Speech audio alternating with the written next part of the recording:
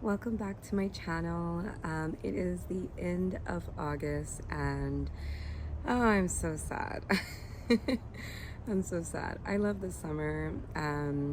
I love the blooms, and it is coming towards the end, and fall is quickly approaching, and I'm definitely appreciating the cooler mornings and the cooler nights. Definitely enjoying sitting out here in the morning, enjoying coffee, and then just relaxing in the evening. Yeah, and I'm sure like the plants are appreciating it too. They get that really, the warmth during the day, and then get a chance to cool down at night. But I'm still a little sad. And there's a saying that life is lived forwards but understood backwards, and we do all of this work at the beginning of the season, and it all comes together towards the end. But just like life, it all has to it all has to come to an end for a new season. So I'm going to show you what the garden is looking like at the end of August. I actually have some also new additions I'm always adding to here. I think like that's, just like regular to any gardener or any, anything that, is, we're always adding. And it's a Facebook market find, and I am so loving it. And it's definitely given the garden that little feel that I love. So anyways, without any further delay, let me show you what the garden is looking like at the end of August. And yeah, so we will start here, and with the new addition to the garden. This is a concrete bench that I got from Facebook Marketplace. It just kind of completes this area. It's like a little park. It's like a little park, which is exactly the look that I was going for. It's now about 9 in the morning, and so you can see here some parts are still in shade, some parts are in full sun. I love the cast, the cast of the shadows, and this is so beautiful. Yeah, so it's a solid concrete little bench. And yeah, so it just completes this area. Our basket is doing, this is exactly what I wanted. I struggled with this particular basket at the very beginning because I had some calibrachoa in there that wasn't really doing well, and the petunias had budworms. At first I didn't realize, but now it's doing exactly what I wanted. You can barely even see like little faint hints of the planter. The euphorbia, this was like one stick of euphorbia that I had I stuck in here. Like it was one plant, and I divided that little one plant and stuck it into that planter as well as this one, and it just gives a nice little subtle accent, a little airiness to it. But yeah, so this has definitely actualized my vision. Some also new additions to this garden bed is in the last garden walk, I said that I wanted to accent here with little roses, but when I thought about it, I didn't want anything that would grow too high. Even 1 to 2 feet would have been too high for what I was looking for. And I saw this picture online, and I was like, oh, and it was like just a hedge of lavender. So this is not exactly a hedge, but you see a little lavender. They're looking a little tired. I need to give them a little water. Lavender are pretty drought tolerant. However, when you first put them in, you do have to keep them pretty well watered. I got these at Lowe's and they were on sale. So all 3 of these, I believe, were like $10. So roughly around that. Yeah, this is also something that I do love about the end of the season. You start getting like really great bargains. I am so proud of this gardenia. So I planted this gardenia in the beginning of the spring, and I was so sad. It was, really tiny, and all the leaves were yellowing and falling off. Um, it it gave me like 1 or 2 blooms, but look at this foliage. And gardenias are evergreen. This is a proven winners variety, steady as she goes. And I cannot wait for next season. That's the beauty of gardening. We have the audacity of hope for the next season. So not looking too hot here is the oak leaf hydrangea. This is the Gatsby Moon variety from Proven Winners. Again, this is, on the tag it said, that it could handle full sun. This is not, well, yeah, this is a full sun area, but we'll see. I had another variety, Ruby Slippers, in a different location that just crisped up. So we'll see where it goes, what happens to that one. So proud of our blood good Japanese maple that has completely bounced back. I love the architecture of this maple. It is so pretty. It is so pretty. And the ajuga, I am so grateful for this addition. And this is also a new planting that I placed here in the spring. And it spread out and did exactly what I wanted over this rock area. I think it looks adorable. I was planning on leaving the finished blooms on the clethra, but thought otherwise, and I really do love the cleaner look. I'll get a little closer to it and you'll see what I mean. This is the dark horse Weigela. I love it here, flanking the bench, and the blue star juniper in the back. Okay. Gold mop cypress that has been limbed up. Let's come around here to my little woodland area. This is Brother Stefan. I'm not sure if Brother Stefan is getting too much sun or if it's just, I planted it in mid-July, and so it did get a lot of crispiness. I'm just gonna leave it alone. The same thing happened to this particular hosta over there, right here. I planted it also in mid-July. It has some little crisp. I'm just gonna leave it and then see what happens next year. That's Great Expectation hosta, and next to a hosta that I can never remember, but it's from Proven Winners, and it is absolutely beautiful. Right there, Mighty Mouse.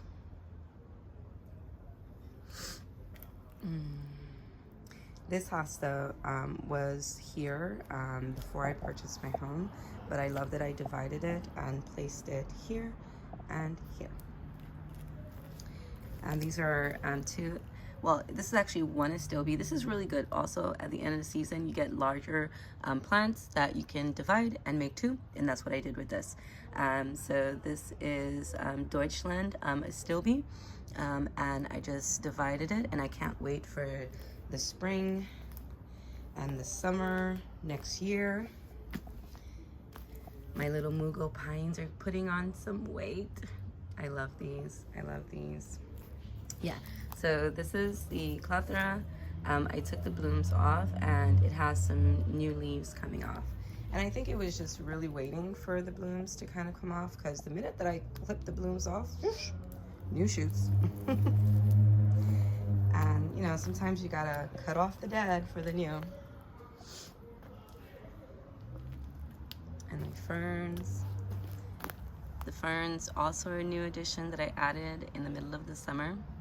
So you could definitely, you know, plant in the middle of the summer, but you got to keep them well hydrated, and they won't be exactly at their best for that season, but the mission is to keep them alive. Over here we have my favorite hydrangeas. This is the Quickfire. This one is beautiful. Well, they're all beautiful, but this one's the oldest. It's 3 years, 2 years, 1 year. So my favorite container. It's beautiful. I definitely will be repeating this again next year. I definitely, and I might even just do the same colors. I definitely love this. This border here is completely still alive and full of color. And guys, this is why I, at the beginning of the season, was so desperate to find Steffi Gara for this exact reason. Sometimes you just have to let things kind of, you know, take its time, so that you can remember why you fell in love with it in the first place. It's just like little, you know, little butterflies, and especially I get a lot of white butterflies around here, so it just gives the same effect. It is so gorgeous around the bird bath area. I am so super happy. I cut down, this is a dahlia that I got from my local Brooklyn Botanical Gardens, and I cut it down to the ground about just maybe 3-4 weeks ago, and look, y'all. So I'm so excited because I bought this dahlia at the beginning of the season, and it was, you know, grown in the nursery, so it had full blooms and gave me blooms throughout the summer. But dahlias are typically, you know, more fall plants. So I am so excited to see if I get some beautiful flowers before the season comes to an end, you know, well, the growing season comes to an end. So I am excited. I do plan, well, I'm not going to move them now, especially since it's doing so great, on digging up the tubers. And look, guys, look at this butterfly. Sorry. Yeah, so I do plan on moving this here. This is hydrangea. This is limetta. I do plan on moving limetta from here to here, but I will wait and do that at the end of winter, beginning of spring next season. Oh, I love this border. It is always alive with activity from butterflies, bees, you know, flies. Everything is here. Everything comes to feast over here. And so we have catmint. We have millennium alliums. We have powwow coneflowers, powwow white coneflowers. We have some white. My brain, you know, just we know the name, but anyway, I'll come back to it because my brain just completely went dead. My brain just completely went dead, which is exactly what happens, you know, when we're doing these tours that we know the names right here, but just having a little brain fog moment. These trio 1, 2, and 3 are big leaf variety. I think it's something Ariba from Proven Winners. They are a reblooming type of big leaf hydrangea. I did get them in the middle of the summer and planted them in the middle of the heat, and they were pretty scorched. I had removed majority of the leaves from this one and that, and they have flushed back beautiful. I don't think I'm gonna get any, you know, blooms for this year, which is completely fine because I absolutely do love the compact size and the foliage. I believe this variety gets like about 2 feet. So we will see, but I love the blooms, even if it just gives me a really nice flush in the spring and sporadic throughout the season, I'm okay with that because I just really do love the compact habit. We have here, I'm thinking of cutting the agastache down.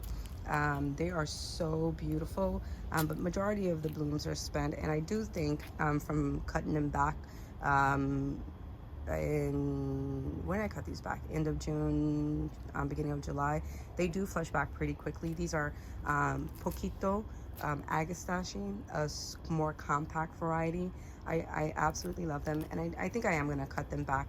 Maybe not as hard as I did, but just to kind of see if they give me a flush for the end of the season. Okay, these are beautiful penstemon. I had did some trimmings on, and I'm so happy. You know, don't be afraid to, you know, to prune and cut. Your plants will reward you by flushing back beautifully. Okay. This is a boxwood. I have 2 boxwoods on either end, and I'm just having, you know, blank moments that I can't remember anything, but it's a boxwood. And another white, wow, I can't remember anything. It's okay. We have these moments, right? Right here, catmint that I had flanked on either side, and I'm very happy. You know, when we were designing this, I didn't have like a layout. It just kind of came together, and I'm just so happy for the vision. Over there we see a phlox. Right here I had trimmed on it pretty hard, and I'm very happy to see so many buds. So I'll definitely continue getting color throughout the fall into the first frost. And Roseanne geranium back there, just doing exactly what I wanted. I had trimmed on, I have another one over here as well, kind of filling in. You can see like little specks of purple. It is kind of meandering and rambling throughout the back of the garden, which is exactly what I wanted. I'm so happy that I added these 2 arborescent hydrangeas. They are both first edition, and they are called Flowerful. I absolutely love this area. Because of the fence, they do get a bit of shade, which is so super awesome for them, so they're not, you know, beaten down with the sun. That's actually why I'm moving Limetta from here to over there, because I think it gets a little bit too much sun. In June, when we had that back-to-back 3 days in 100, I didn't do too well with keeping this bed hydrated, and the one plant that suffered here was Limetta. All the blooms kind of crisped up, and I ended up having to cut them. I'm so happy I do see like one flush coming, so I might get, you know, one for before the end of the season ends, but I will be moving her from here to there at the beginning of the next season. And I love, you know, how I think the roses now pop more with having the hydrangeas in between.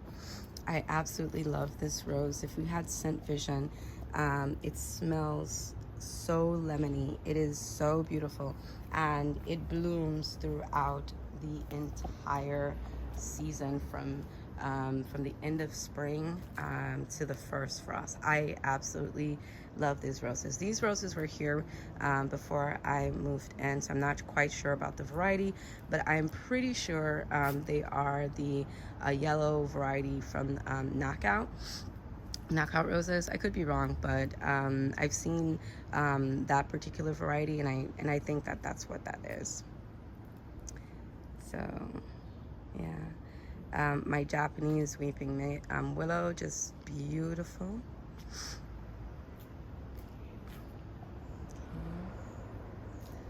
Yeah, so that is what the garden is looking like at the end. Let's head up to the balcony to see the containers. Oh, I almost forgot. So this was an impulse container that I got, and this is a rose.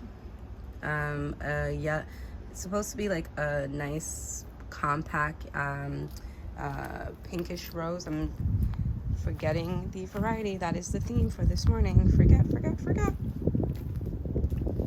But I know you guys will forgive me for that.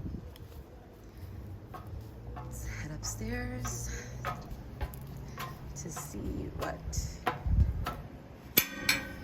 balconies look like. So these containers are super duper. I just love them. So these geraniums were so nice, but the blooms were spent and I clipped them off. But I love what the foliage is doing for me. It's looking like heuchera, guys. Do you agree? I love it. I do plan on removing this in the weeks to come when the cooler plants come out. I love this little container. Again, don't be afraid to trim your plants because they will reward you. Because I had completely trimmed this Angelonia down and it definitely reflushed nicely. I did the same thing over here. I clipped off the blooms and I'm just enjoying the foliage. Oh, look.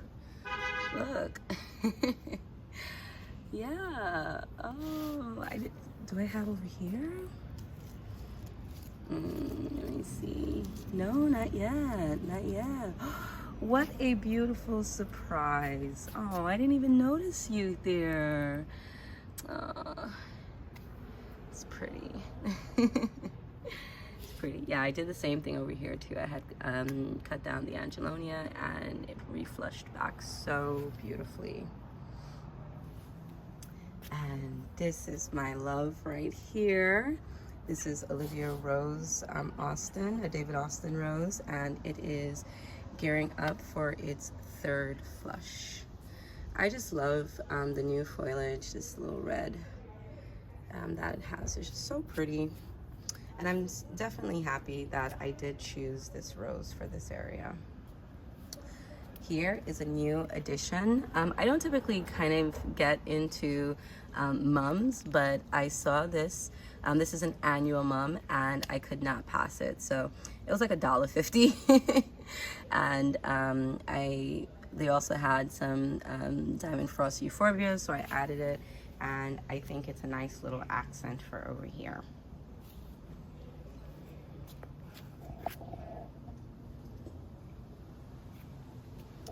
And I don't think I mentioned, but this is Green Beauty Boxwood, and over here is a Little Green Giant. Very pretty. I limbed it up a little bit so that they both look like little trees. I love doing that. That's one of things that I love. I have some boxwoods in my front garden. Well, not my front garden, but my front balcony. And I enjoy limbing them up. Kind of, topiaries. And that's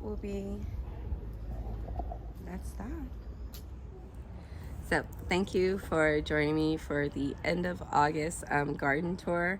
Again, bittersweet for me, but this is, as such is life, with gardeners. This is one of the reasons why it's so important, not to just toil in our gardens, but sit and enjoy our gardens, so that by the end of the season, we can take it all in. Again, thank you for all of my subscribers. Thank you for everyone who sent such lovely comments. Yeah, I really do appreciate it. I really do. So if you like my content, please consider giving a big thumbs up and definitely subscribing, so you can see how my garden transitions. And no garden is ever completely done. We're always, like I said, adding to it, taking it away. Definitely, and I definitely have a big plan for this garden in the spring. I'm not sure if I'm going to execute it, but yeah. So we'll see, more to come. So thank you for visiting my garden, and hope to see you again. Have a great day.